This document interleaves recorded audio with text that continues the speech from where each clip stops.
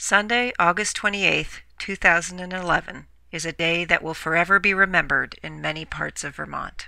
In Wilmington, local residents, second homeowners, business owners, and visitors literally stood by and watched the raging Deerfield River rise and take over their village as a result of the torrential rains from Tropical Storm Irene. We have all heard and seen the stories of what happened.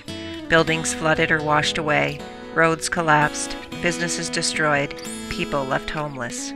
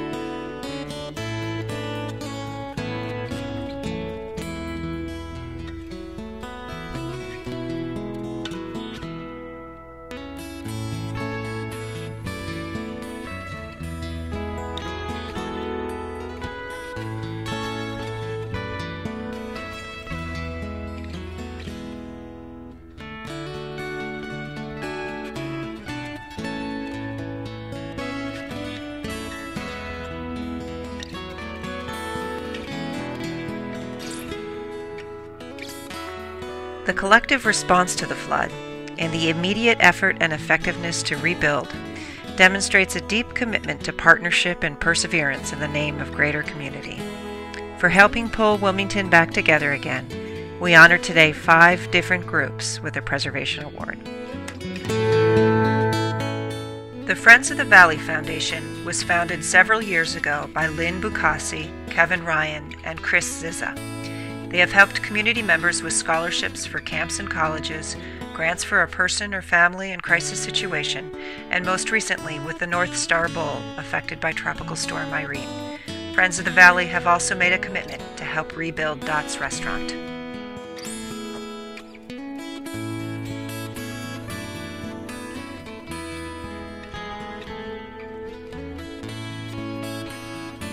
The Wilmington, Vermont Fund was founded by Tamara and Daniel Kilmurray, second homeowners, for over 10 years.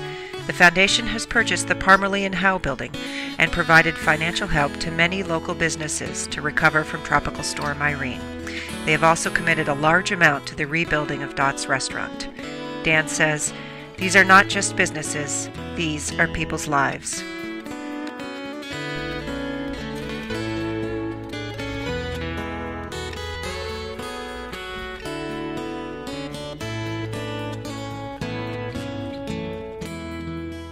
Floodstock was conceived the evening the storm hit at the Wilmington Inn and Tavern by John and Rachel Pilcher and the restaurant owners of Après-Vous, Steve and Chris Jalbert.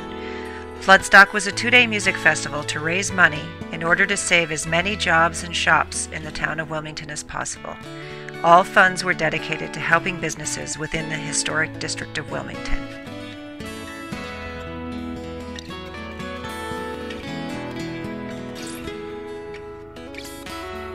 The Deerfield Valley Rotary, working in partnership with the Wilmington, Vermont Flood Relief Fund set up by Adam Palmater, distributed funds for the repair expenses and replacement costs to businesses affected by Tropical Storm Irene.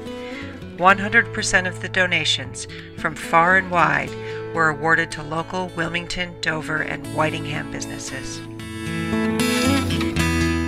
All 4 of these groups were led by incredibly generous individuals who donated multiple hours to create these funds, obtain donors, and then distribute hundreds of thousands of dollars to businesses. Many historic buildings in Wilmington would still remain empty if these individuals did not step up to the plate and create these funds.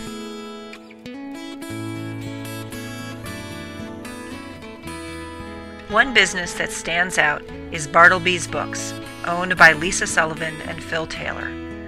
Lisa and Phil lost their first bookstore in a catastrophic fire in Brattleboro in April of 2011, and then, less than 6 months later, Their newly relocated and renovated Wilmington store was devastated in the flood. Phil and Lisa were committed to rebuilding and reopening as quickly as possible.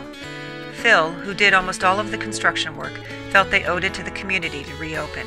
They wanted to inspire their fellow business owners, and that's just what they did.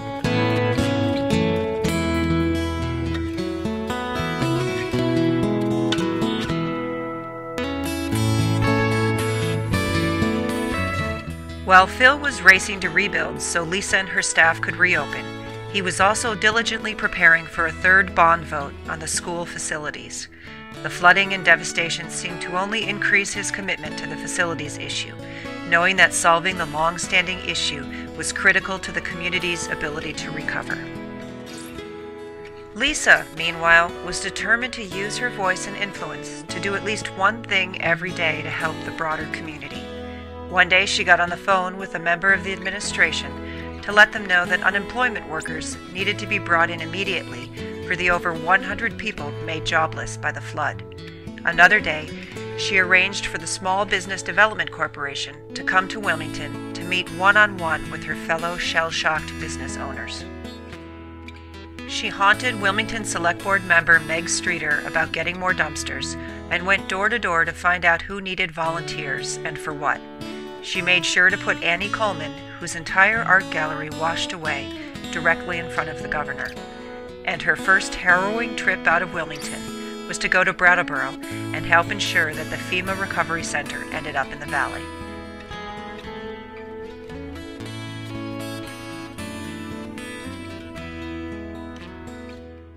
Lisa and Phil illustrate how individuals can make a meaningful difference in a community, its citizens, and its institutions. They demonstrate how you can radiate hope amid utter devastation. A deep congratulations and thank you to the Friends of the Valley Foundation, the Wilmington, Vermont Fund, Floodstock, the Deerfield Valley Rotary, and Lisa and Phil Sullivan of Bartelby's Books for working so hard collaboratively to rebuild a community physically as well as economically. We also extend our praise to all of the volunteers and workers who have helped Wilmington recover. Well done, everyone.